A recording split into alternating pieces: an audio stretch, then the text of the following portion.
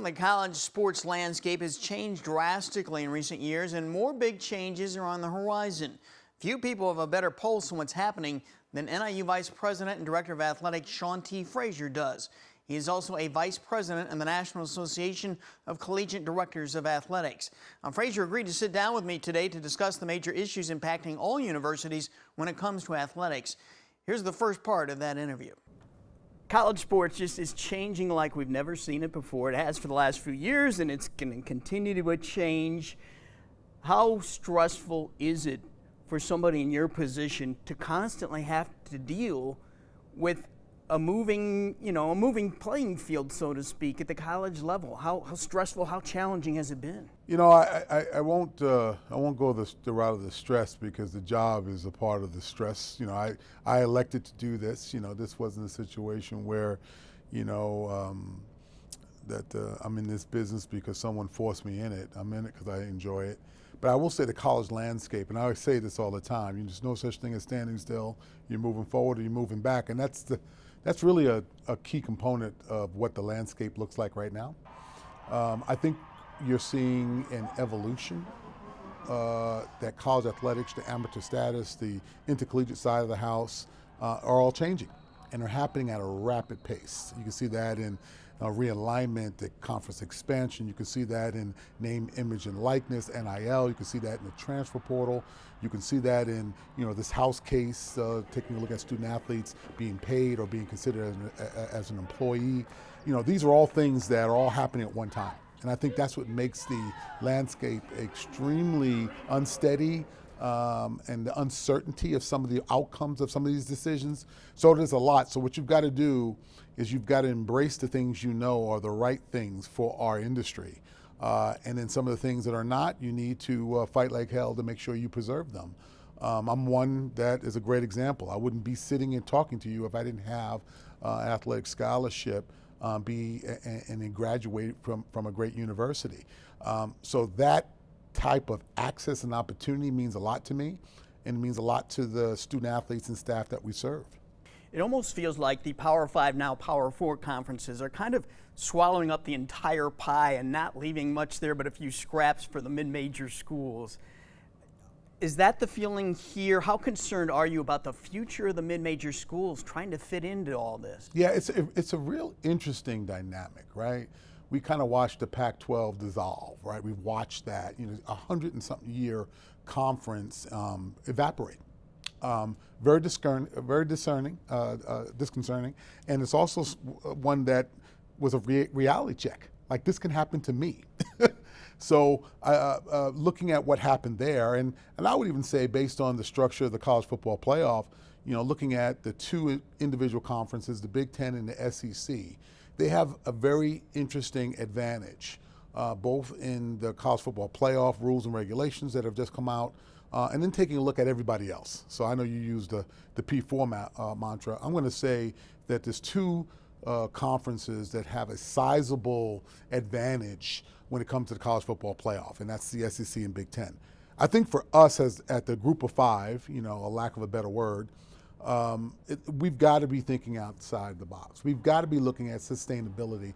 We've got to minimize the amount of uncertainty that we currently have right now.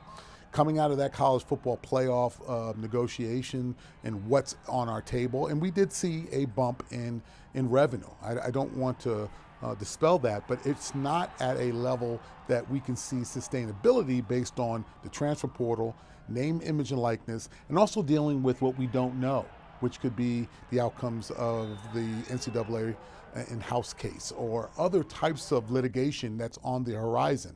So all those things are at play. So again, I'm a big one about skating to where the puck is going to be, using a Gretzky metaphor. But I'm going to say that for me, it's about making sure NIU is at a crossroads of sustainability, relevancy, supporting our student athletes, our institution, our alums, our supporters.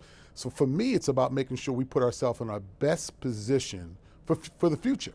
And that's where what I would say the uncertainty lies. And that's why coming up with creative ways for sustainability is job one. No debate, period. We need to find what that looks like. So as we fit in this category of the G5, we've got to take a look at making sure that financially we're putting our football program and other programs in alignment for that, because we've made a lot of significant investments in that area, and we've had great outcomes academically and athletically. So for us, it's all about making sure that what do we look like 5, 10, 15, 20 years from now. Yes, reacting to what's happening with the college football playoff, the NCAA, and all those other types of things, but it's really important for us to look deeper into it and carry that banner, because we've had significant success in these areas. But what does that look like 5 or 6 years from now, when we're paying players maybe that quite frankly are permissible, or we're doing more with the name, image, and likeness, and we're having involvement with contracts, or maybe we're involved in collective bargaining or some type of way. All those things are in the blender, and we've got to figure that out, so we're not necessarily reacting from that we're preparing ourselves for the next evolution of college athletics. Are the Group of Five conferences on the same page, or is there some dissension and disagreement there among those conferences? We're all very competitive. Everybody wants to beat somebody else, right? I think it's important to note that we do share similarities about sustainability, about trying to minimize the uncertainty that we're currently seeing right now in the college landscape. I think that we've now come to grips that I wouldn't say that we hit rock bottom relative to where the revenue is, especially when we talk about football, because that's when I think about Group of Five designation, I think about football in that, right? We're FBS institutions. So I think that there's a lot more of a collaborative spirit around sustainability. What does it look like? We're seeing conferences going from one coast to the other. We're seeing folks that are getting out of the regional competition and are on national competition. We're seeing folks that are having huge travel budgets, mental health issues. All of those things are going to be out of reach for a lot of us that, quite frankly, are involved with certain budget size, right sizing that. So I think for us, I think the folks that I've talked to with the colleagues around football in general, it's about we got to get on the same page. And we got to make sure that our programs are here for the future. And some of that has to be dealt with taking a look at meaningful games when it comes to football in December, taking a look at out-of-the-box conversations about competition, and actually, competing with one another to produce a great championship experience, but at the same time able to fund at a level that we've tried to fund over the years, a certain level, a brand of football that our fan base loves. Our fan bases have an expectation of us winning championships and playing in the postseason. We have a great bowl structure. I love our bowl structure. But again, does it need to be modified to fit the new era of college athletics? These are all things that we need to take a look at. And a lot of us in the other conferences, the other G5 conferences, are having honest conversations about that. And that's a good thing. Because when I once proposed this G5 playoff, or the ability to have maybe a play into the CFP back in 2016, 2017, it was almost like heresy, right? Oh my goodness, why we're going to have to be at the the child's table. This is a different playoff. We want to be a part of the CFP. Well, at the end of the day, playing at Alabama, being my career at Wisconsin, being at NIU, which is a elite level G5, especially when it comes to football, I did have the opportunity to have some of those other experiences. And what I saw there is that, oh my goodness, we're going to be going down that track. And at some point, we're going to talk about separation. At some point, we're going to talk about division of resources. At some point, we're going to start taking a look at sustainability as it relates to football and all sports. So what I was trying to do is get us in a conversation where we can start monetizing our great brand of football, which would have an opportunity to be a part of the CFP.